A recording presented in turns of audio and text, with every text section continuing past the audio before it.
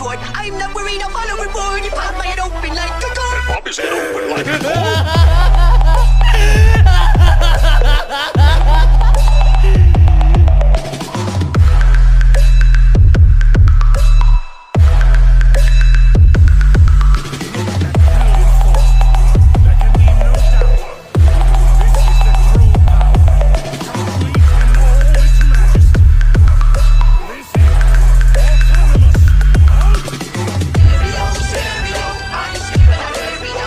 इस एपिसोड की स्टार्टिंग में हम देखते हैं सुपर सैयन 20,000 को। सुपर सैयन 20,000 इस पॉइंट पर गोकू पर काफ़ी सारे डेंजर्स अटैक कर रहा था। वो कहता है, तुम्हें वाकई में लगता है कि तुम मुझे हरा पाओगे? इस पॉइंट पर गोकू इस चीज़ को बिल्कुल भी सीरियस नहीं लेता। वो उल्टा यहाँ पर कहता है, मैंने सुना है कि तुम हमारे ब्लड का 1% अपने अंदर रखते हो, तो 1% के साथ तुम्हें वाकई में लगता है कि तुम 50% को हरा पाओगे? इस पॉइंट पर सुपर सैयन 20,000 इस चीज़ से थोड़ा सा फ्रस्ट्रेट होता है और वो कहता है,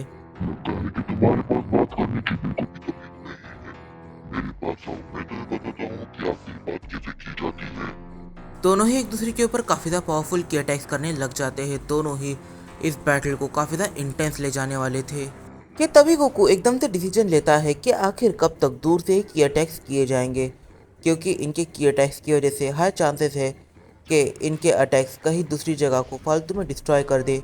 ऐसी जगह है डिस्ट्रॉय हो जाएंगी जहाँ पर लोग रहते हैं, इनोसेंट लोग रहते हैं। इस वजह से अब गोकू यहाँ पर हैंड टू हैंड कॉम्बैट के लिए तैयार हो जाता। सुपर सैयन इन्फिनिटी और सुपर सैयन 20,000 इन दोनों के ही बीच एक hand to hand combat start होता है। इस पॉइंट पर जो गोकू है वो सुपर सैयन 20,000 से कहता है, तुम काफ़ी ज़्यादा स्ट्रांग हो, मुझे वाकई में तुम्हारी स्ट्रेंथ को अप्रिशिएट करना चाहिए। तुम इतने ज़्यादा स्ट्रांग हो जितना मैंने इमेजिन नहीं किया था। इस पॉइंट पर सुपर सैयन 20,000 यहाँ पर गोकू से कहता है, अच्छा तो तुम्हें अब रियलाइजेशन हो रहा है, पर अब मैं तुम पर बिल्कुल भी रहम नहीं दिखाऊंगा और अब मैं तुम्हें पूरी तरीके से ख़त्म कर कर तुम्हारी एनर्जी को मेरे लॉर्ड के पास छोड़ दूंगा। और यहाँ पर गोकू थोड़ा सा गर्म हो जाता है कि तभी सुपर सैयन 20,000 की लव इंटरेस्ट वहाँ पर आ जाती है। वो इस पॉइंट पर सुपर सैयन 20,000 को रोकना चाहती थी, क्योंकि वो जान चुकी है कि बारडॉग किस हद तक करप्ट हो चुका है।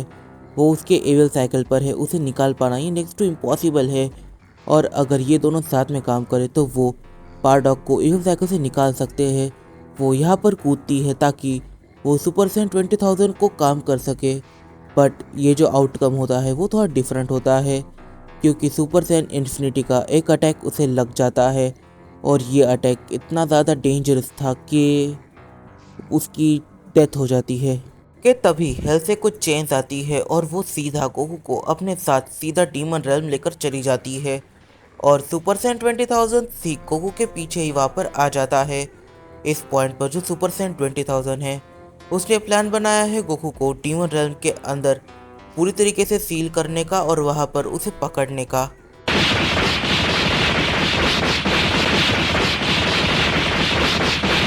इस पॉइंट पर जो सुपर सैयन 20,000 है वो गोकू से कहता है, तुम्हें वाकई में लगता है कि तुम मुझे हेलहाइम में हरा सकते हो? यहाँ पर कोई चांस ही नहीं है। मैं हेलहाइम का रूलर हूँ और मुझे ताकत यहीं से मिलती है, और तुम कह सकते हो कि मेरे मर्जी के अलावा यहाँ पर पत्ता भी नहीं हिलता। कि तभी गोकू एकदम से उसे शॉक करके रख देता है, मतलब कि वो सीरियसली आप हेल के जो पत्थर है उसे पूरी तरीके से मैनिपुलेट करके काफ़ी सारी कीलों का आकार दे रहा है और उसे से सुपर सैयन 20,000 के ऊपर शूट कर देता है। वो इस अटैक को काफ़ी ज़्यादा ईजिली डॉच कर लेता है, बट ये उसके लिए काफ़ी ज़्यादा शॉकिंग था। इस पॉइंट पर सुपर सैयन इन्फिनिटी ये पूरी तरीके से उसे शॉक करके रख देता है। वो इस पॉइंट पर कहता है, देखो तुम्हें शायद नहीं पता होगा, बट मुझे भी पावर काफ़ी हद तक हेल से ही आती है, और जब तक मैं हेल में हूँ तब तक ऐसा समझ लो कि मेरे पास इन्फानाइट एनर्जी है, क्योंकि मैं हेल से एनर्जी को ले सकता हूँ। नॉट इवन फ्रॉम हेल, मैं मल्टीवर्स और हेवन से भी एनर्जी को अपने अंदर एब्जॉर्ब कर ही सकता हूँ। और इसके बाद सुपर सैयन 20,000 एकदम से गोकू के ऊपर काफ़ी ज़्यादा पावरफुल अटैक कर देता है। उसे अब किसी भी चीज़ से फ़र्क नहीं पड़ता, उसे कैसे भी करके गोकू को ठिकाने लगाना है, और एक तो उसे बारडॉग के पास लेकर जाना है या फिर इस जगह पर सील करना है। कि तभी वो कहता है, तो चलो देखते हैं कि in terms of physical strength कौन ज़्यादा पावरफुल है और किसके पास अच्छी एबिलिटीज़ है। इस पॉइंट पर जो गोकू है वो रियलाइज़ करता है कि सुपर सैयन 20,000 और गोकू ये दोनों ही हेल से पावर ले रहे हैं और हेवन से भी पावर ले रहे हैं। तो देयर इज़ नो वे कि इन दोनों में से कोई एक जल्दी हारने वाला है। इनकी बैटल अगर चली ना तो वो इटर्निटी तक चलती रह सकती है, मतलब कि इनकी बैटल कभी ख़त्म ही नहीं होगी अगर देखा जाए तो, क्योंकि इन दोनों के पास सेम एडवांटेजेस है, सेम फिजिकल स्ट्रेंथ है, सारी ही चीज़ें सेम ही है। कि तभी यहाँ पर गोकू सोचे पड़ जाता है कि वो क्या कर सकता है। कि तभी सीन जाता है 2 मिनट फ्यूचर में और हम देखते हैं एक प्लैनेट को। ये प्लैनेट काफ़ी हद तक हमें प्लैनेट अर्थ लग रहा था। इस पॉइंट पर हम देखते हैं कि गोकू एक पोर्टल की मदद से इस प्लैनेट पर उतरता है और उसने एक बंदे को अपने कंधे पर उठा रखा था। वो इस पॉइंट पर कहता है, तो बुल्मा मुझे लगता है कि मुझे इसे कहीं अच्छी जगह रख देना चाहिए। तो फिर हमें पता चलता है कि गोकू ने असल में सुपर सैयन 20,000 को in terms of physical strength, speed के मामले में ऐसे काफ़ी सारे पॉइंट्स पर टेक डाउन कर दिया है। वो अब यहाँ पर सुपर सैयन 20,000 से काफ़ी ज़्यादा पावरफुल है और सुपर सैयन 20,000 को हराने के बाद वो उसे बुल्मा के पास लेकर आया है ताकि बुल्मा इसका ब्रेन वॉश कर सके और इसे अपने साइड घुमा सके।